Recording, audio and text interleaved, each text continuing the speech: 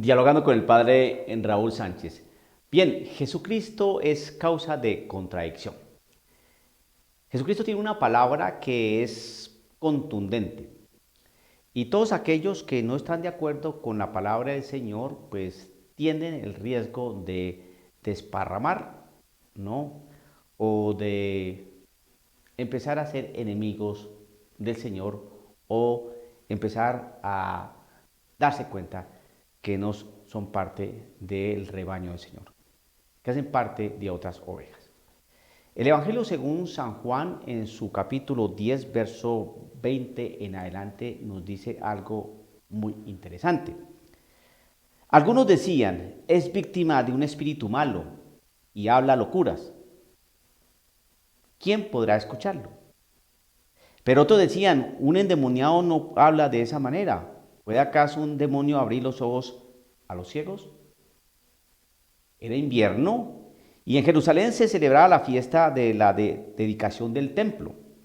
Jesús se paseaba en el templo por el pórtico de Salomón. Cuando los judíos lo rodearon y le dijeron, ¿hasta cuándo nos va a tener en suspenso? Si tú eres el Mesías, dínoslo claramente. Jesús les respondió, ya se lo he dicho, pero ustedes no creen. Las obras que hago en el nombre de mi Padre manifiestan quién soy yo, pero ustedes no creen porque no son ovejas mías. Mis ovejas escuchan mi voz y yo las conozco. Ellas me siguen y yo les doy vida eterna. Nunca perecerán y nadie las arrebatará jamás de mi mano. Aquello que el Padre me ha dado lo superará todo y nadie puede arrebatarlo de la mano de mi Padre. Yo y el Padre somos una sola cosa. Palabra del Señor. Bien, verso 19 dice lo siguiente de este capítulo 10 de San Juan. Nuevamente se dividieron los judíos a causa de estas palabras. Algunos estaban a favor de Jesús, otros en contra de Jesús. Y esto sigue sucediendo hasta el día de hoy. Jesucristo tiene una palabra que nos tiene que hacer pensar. Pero ¿por qué no creen? ¿Por qué no creen? Le decían al Señor, ¿cuándo nos vas a decir quién eres? ¿Hasta cuándo nos vas a tener en suspenso? Si tú eres el Mesías, dínoslo claramente. Pues el Señor lleva 2000 años hablando claramente y diciendo quién es Él. Pero hoy muchos no creen. Porque viendo no ven y escuchando no quieren entender. Eso es lo que le está pasando a algunos prelados y eclesiásticos muy importantes por allá en Alemania.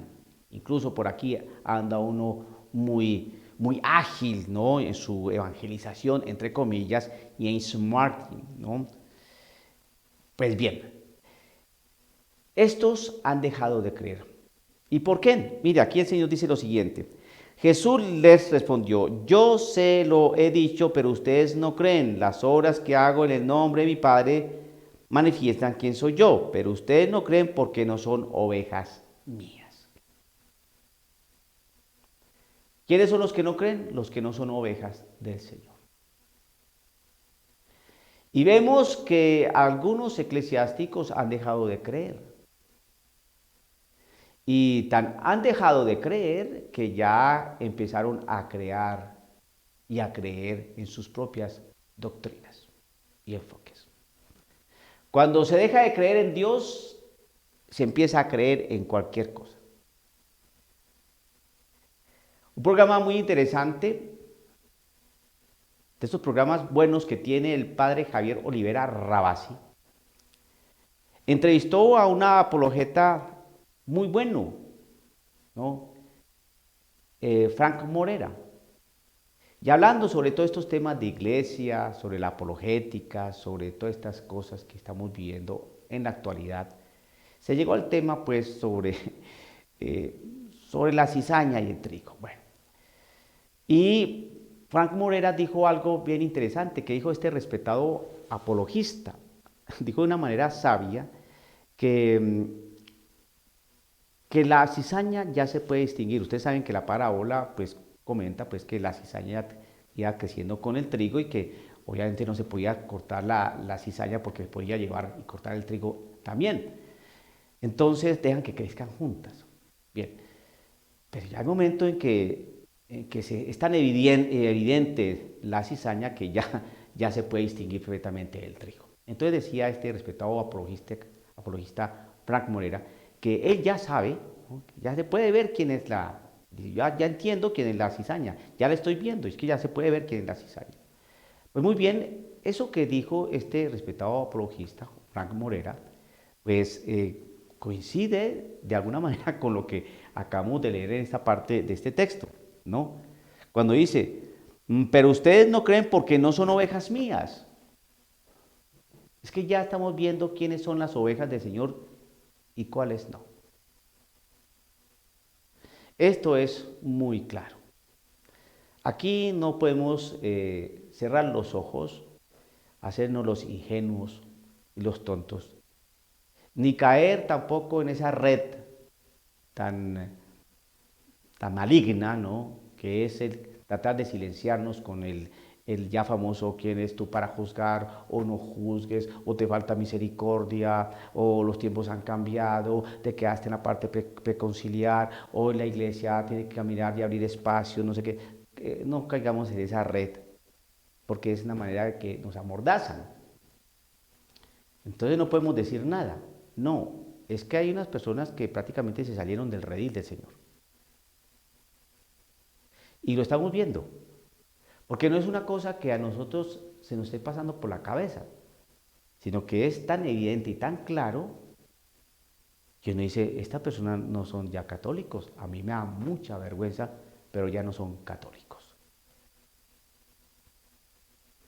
Porque el católico verdadero es aquel que asume la enseñanza y la doctrina de la Iglesia Católica en su totalidad, no en alguna parte.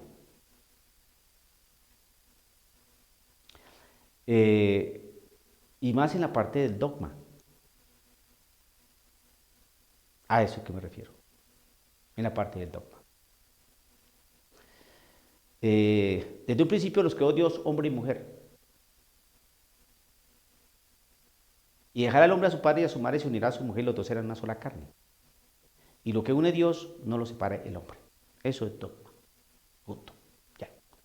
Y hoy eso lo quieren separar, lo que une Dios, hombre y mujer. Lo quieren separar. ¿Para qué? Para unir a dos hombres o a dos mujeres. U otras cosas que hay por ahí al lado de eso. Entonces, cambiar este tipo de cosas, pues es cambiar el dogma.